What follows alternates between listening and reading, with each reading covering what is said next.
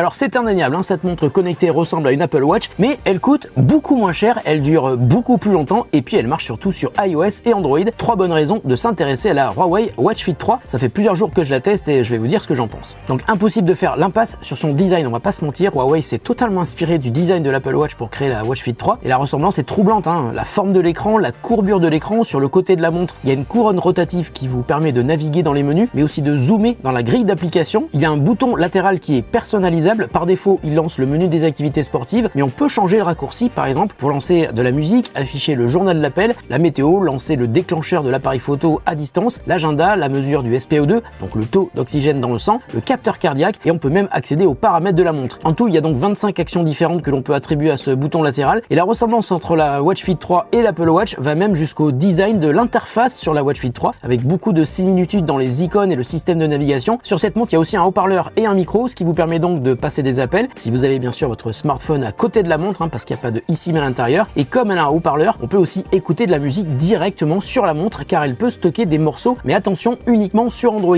Et si vous faites du sport et que vous n'avez pas envie de prendre votre smartphone Android, vous pouvez aussi connecter des écouteurs Bluetooth directement sur la montre et lancer des morceaux stockés dans la mémoire interne de l'appareil. Mais je vous le rappelle encore une fois, ça ne marche qu'avec un smartphone Android. Si vous avez un iPhone, vous pourrez uniquement vous servir de la Watch Fit 3 comme télécommande pour contrôler la musique qui passe sur votre iPhone, par exemple sur Apple Music, Deezer ou Spotify. Donc sur le design, Huawei a rien inventé, mais c'est vraiment réussi, hein. La montre est super légère, elle pèse 26 grammes, elle est assez fine, 9,9 mm d'épaisseur, soit plus fine qu'une Apple Watch. Bon, alors jusque là on pourrait se dire, ok, ça ressemble aux clones d'Apple Watch qu'on trouve pas cher du tout sur Amazon. Quand on les achète, on est déçu parce qu'elles perdent totalement leur intérêt dès lors qu'on veut les utiliser, parce que l'ergonomie est cheap et ces smartwatches low cost sont très peu précises sur les mesures effectuées. Mais ici, c'est très différent parce que Huawei travaille depuis des années sur des montres connectées, c'est la 3e génération, hein, de celle-là, et puis l'efficacité des mesures est donc au rendez-vous. Comme son nom l'indique, la Watch Fit 3 est une montre qui donne l'heure, mais qui est aussi adaptée au suivi des activités sportives, votre rythme cardiaque, qui compte le nombre de pas, le nombre de calories dépensées, le taux d'oxygène dans le sang, je vous l'ai dit, le SpO2, le suivi de la mesure du sommeil de manière détaillée, et elle le fait vraiment bien. Alors la Watch Fit 3 a aussi une fonctionnalité que j'ai pas pu tester, on se demande pourquoi, hein. C'est le suivi du cycle menstruel, mais je suis sûr que ça va intéresser à peu près la moitié de la population mondiale.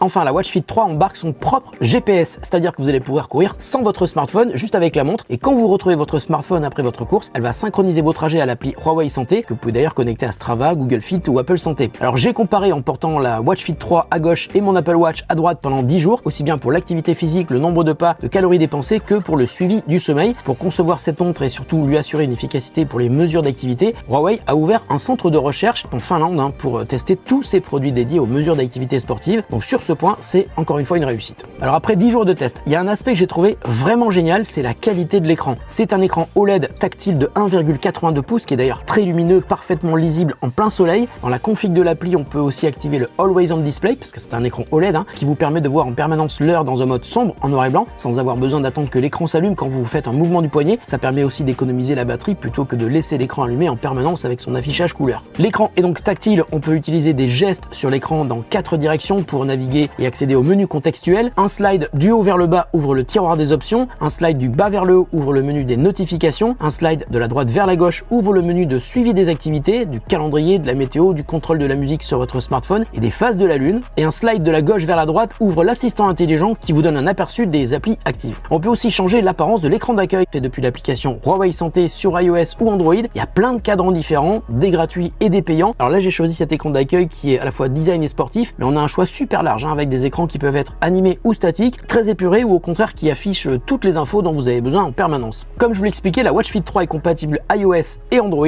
mais avec une nuance. Sur Android, vous aurez l'accès à l'App Gallery de Huawei pour installer des applications tierces sur n'importe quel smartphone Android, je précise, hein, pas que les smartphones Huawei. Mais sur iOS, vous ne pourrez installer aucune autre appli que celles qui sont déjà préinstallées sur la montre, car il n'y a tout simplement pas de store d'applications accessible sur iPhone. La Huawei Watch Fit 3 tourne sous Harmony OS 4.2, et là où elle se démarque de beaucoup de montres connectées pas chères, c'est que l'interface est très agréable à regarder. La navigation est ultra fluide, les applis intégrées sont belles, c'est coloré, c'est très lisible, bref, c'est hyper satisfaisant. J'ai noté quelques applis ou fonctionnalités intégrées qui sont très réussies, comme par exemple l'appli météo, le fait de pouvoir effectuer un drainage de l'eau qui aurait pu entrer dans les grilles du haut-parleur, totalement inspiré de l'Apple Watch encore une fois. Alors en portant cette montre pendant 10 jours, j'ai donc eu un suivi permanent de toute mon activité physique. Il y a aussi un assistant qui vous permet de créer un entraînement, et toutes ces fonctionnalités vous motivent à rester en forme et à bien dormir. Et surtout, et c'est aussi là où par rapport à une Apple Watch, la Huawei Watch Fit 3 fait très fort, fort, c'est que l'autonomie est impressionnante. Et rien que pour ça, cette montre est un banger. Huawei annonce 10 jours d'autonomie, je vous assure que c'est pas du vent, c'est simple, hein, je la porte en permanence depuis 10 jours